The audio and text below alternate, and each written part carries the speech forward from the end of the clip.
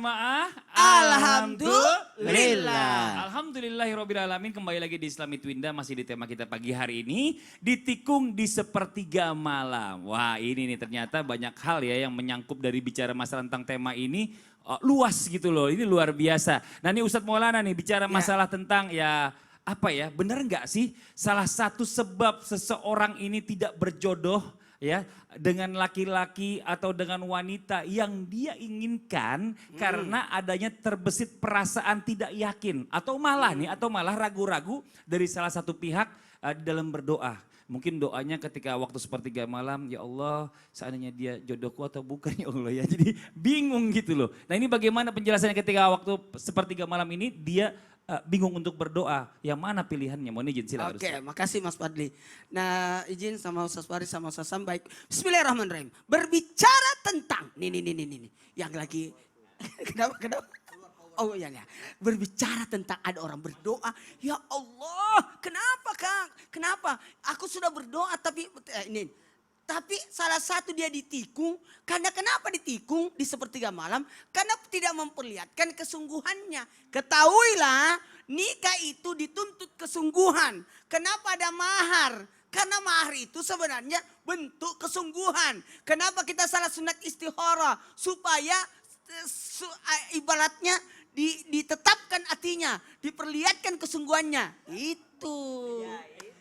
Nah, tapi gimana Ustadz? Gimana doamu mau dikabulkan? Kamu saja ragu-ragu dalam berdoa? Betul. Berdoa itu harus ada apanya? Dari diri dulu, isiannya, caranya. 1, 2, 3. Diri, isian, caranya. Ah gitu. Mantap banget Mas Fadli ya? Iya luar biasa. Jadi gini, dari diri dulu. Bagaimana dari diri? Niatnya apa sih kamu berdoa? Ini dipaksa enggak? Mau enggak? Kadang-kala ada anak karena dipaksa berdoa. Saya ambil perumpamaan. Karena dipaksa berdoa, dia-dianya gitu kan? Tapi ketika kita datang, makanya di tahajud itu betul-betul kesungguhan. Tidak ada yang tahu. Ada satu kisah pernah saya baca dalam satu kitab, satu buku itu. Ternyata satu ketika Imam Al-Ghazali, apa? Imam Al-Ghazali pernah tidak salat tahajud. 1 kali seumur hidupnya. Kenapa bisa? Ternyata gara-gara waktu terbangun beliau, kucing juga terbangun. Tidak jadi salat tahajud. Kenapa tidak jadi salat tahajud? Ditanya sama istrinya, kenapa tidak tahajud? Karena itu bangun kucing bunyi. Jangan sampai tetangga besok nanya, kenapa ada bunyi? Karena saya tahajud.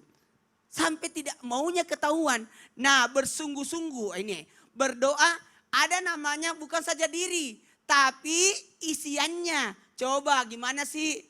Makanya pada saat kita berdoa puji-puji Allah. Ada caranya kalau perlu baca Quran dulu. Masalah sunat 2 rakaat baru berdoa. Ini gambaran supaya kita betul-betul bersungguh-sungguh dalam berdoa. Karena memenuhi syarat-syarat berdoa itu. Apalagi hadirkan hati ketika berdoa. Dan yakin doa kita dikabulkan. Ada timbul keyakinan. Biasa itu yakin, itu bentuk keyakinan. Dan ingat, ada tadi apa? Diri, isian, sekarang caranya. Makanya caranya memintalah kepada Allah dengan memperlihatkan kesungguhannya. Angkat tangannya. Dekatkan tangan dengan hati. Karena hati yang meminta.